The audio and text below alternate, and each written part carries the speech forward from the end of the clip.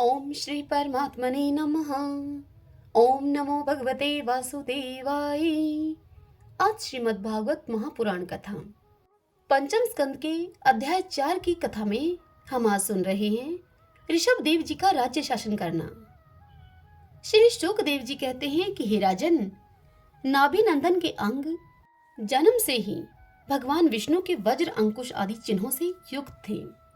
क्षमता, शांति, वैराग्य और ऐश्वर्य आदि महाविभूतियों के कारण उनका प्रभाव दिनों दिन बढ़ता जाता था। यह देखकर मंत्री आदि प्रकृति वर्ग, प्रजा, ब्राह्मण और देवताओं की यह उत्कट अभिलाषा होने लगी कि ये ही पृथ्वी का शासन करें। उनके सुंदर और सुडौल शरीर, विपुल कीर्ति, तेज, बल, ऐश्वर्य, यश, पराक्रम और शूरवीरता आदि गुणों के कारण महाराज नाभि ने उनका नाम ऋषभ अर्थात श्रेष्ठ रखा। एक बार भगवान इंद्र ने ईर्ष्यावश उनके राज्य में वर्षा नहीं की। तब योगेश्वर भगवान ऋषभ ने इंद्र की मूर्खता पर हंसते हुए अपनी योग माया के प्रभाव से अपने वर्ष अजनाभ खंड में खूब जल बरसाया। महाराज नाभि अपनी इच्छा के अनुसार श्रेष्ठ पुत्र पाकर अत्यंत आनंद मगन हो गए और अपनी ही इच्छा से मनुष्य शरीर धारण करने वाले पुराण पुरुष श्री हरि का सह प्रेम लालन करते हुए उन्हीं की लीला विलास से मुग्ध होकर वत्स, तात ऐसा गदगद वाणी से कहते हुए बड़ा सुख मानने लगे। जब उन्होंने देखा कि मंत्रिमंडल, नागरिक और राष्ट्र की जनता ऋषभ देव से बहुत प्रेम करती है, तो उन्होंने उन्हें धर्म मर्यादा की रक्षा के लिए राज्य अभिषिक्त करके ब्राह्मणों की देखरेख में छोड़ दिया। आप अपनी पत्नी मेरु देवी के सहित बद्रिकाश्रम को चले गए। वहां पर अहिंसा वृत्ति से, जिससे किसी को उद्वेग न हो, ऐसी कौशल्यपूर्ण तपस्या और समाधि योग के द्वारा भगवान वसुदेव के नर नारायण रूप की आराधना करते हुए समय आने पर उन्हीं के स्वरूप में वह राजा नाभि लीन हो गए। हे पांडुनंदन परीक्षित, राजा नाभि के विषय में यह लोकोक्ति प्रसिद्ध है। राज ऋषि नाभि के उदार कर्मों का आचरण दूसरा कौन पुरुष कर सकता है? जिनके शुद्ध कर्मों से संतुष्ट होकर साक्षात श्री हरि उनके पुत्र हो गए थे। महाराज नाभि के समान ब्राह्मण भक्त भी कौन हो सकता है? जिनकी दक्षिणा आदि से संतुष्ट हुए ब्राह्मणों ने अपने मंत्र बल से उन्हें यज्ञशाला में साक्षात श्री विष्णु भगवान के दर्शन करा दिए। भगवान ऋषभ देव ने अपने देश अजनाभ खंड को कर्म भूमि बनाकर लोक संग्रह के लिए कुछ काल गुरुकुल में वास किया। अपने गुरुदेव को यथोचित दक्षिणा देकर गृहस्थ में प्रवेश करने के लिए उनकी आज्ञा ली। फिर लोगों को गृहस्थ धर्म की शिक्षा देने के लिए देवराज इंद्र की दी हुई उनकी कन्या जयंती से विवाह किया तथा श्रोत स्मार्त दोनों प्रकार के शास्त्रोपदिष्ट कर्मों का आचरण करते हुए उसके गर्भ से अपने ही समान गुण वाले 100 पुत्र उत्पन्न किए।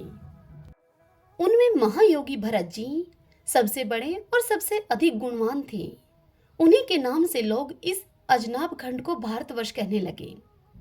उनसे छोटे कुशावर्त, इलावर्त, ब्रह्मावर्त, मलय, केतु, भद्रसेन, इंद्रस्पर्क, विदर्भ और कीकट, ये 9 राजकुमार शेष 90 भाइयों से बड़े एवं श्रेष्ठ थे।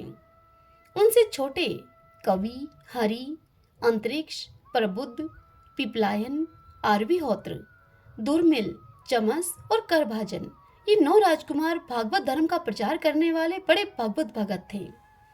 भगवान की महिमा से महिमान्वित और परम शांति से पूर्ण इनका पवित्र चरित्र हम नारद वसुदेव संवाद के प्रसंग से आगे एकादश स्कंद में कहेंगे। उनमें छोटे जयंती के 81 पुत्र पिता की आज्ञा का पालन करने वाले, अति विनीत, महान वेदज्ञ और निरंतर यज्ञ करने वाले थे। वे पुण्य कर्मों का अनुष्ठान करने से शुद्ध होकर ब्राह्मण हो गए थे। भगवान ऋषभदेव यद्यपि परम स्वतंत्र होने के कारण स्वयं सर्वदा ही सब प्रकार की अनर्थ परंपरा से रहित केवल आनंद अनुभव स्वरूप और साक्षात ईश्वर ही थे, तो भी अज्ञानियों के समान कर्म करते हुए उन्होंने काल के अनुसार प्राप्त धर्म का आचरण करके उसका तत्व न जानने वाले लोगों को उसकी शिक्षा दी। साथ ही सम, शांत, सुहृदय और कारुणिक रहकर धर्म, अर्थ, यश, संतान, भोग, सुख और मोक्ष का संग्रह करते हुए गृहस्थ आश्रम में लोगों को नियमित किया। महापुरुष जैसा जैसा आचरण करते हैं, दूसरे लोग उसी का अनुकरण करने लगते हैं। यद्यपि वे सभी धर्मों के सार रूप वेद के गूढ़ रहस्य को जानते थे, तो भी ब्राह्मणों की बतलाई हुई विधि से साम, दान आदि नीति के अनुसार ही जनता का पालन किया करते थे। उन्होंने शास्त्र और ब्राह्मणों के उपदेश अनुसार भिन्न भिन्न देवताओं के उद्देश्य से द्रव्य, देश, काल, आयु, श्रद्धा और ऋत्विज आदि से सुसंपन्न सभी प्रकार के 100 यज्ञ किए। भगवान ऋषभदेव के शासन काल में इस देश का कोई भी पुरुष अपने लिए किसी से भी अपने प्रभु के प्रति दिन दिन बढ़ने वाले अनुराग के सिवा और किसी वस्तु की कभी इच्छा नहीं करता था। यही नहीं, आकाश सुमादि अविद्यमान वस्तु की भांति कोई किसी की वस्तु की ओर दृष्टिपात भी नहीं करता था। एक बार भगवान ऋषभदेव घूमते घूमते ब्रह्मावर्त देश में जा पहुंचे। वहां पर बड़े बड़े ब्रह्म ऋषियों की सभा में उन्होंने प्रजा के सामने ही अपने सम्मानित चित्त तथा विनय और प्रेम के भार से सुसंयत पुत्रों को शिक्षा देने के लिए इस प्रकार से कहा। हरि ओम तत्सत।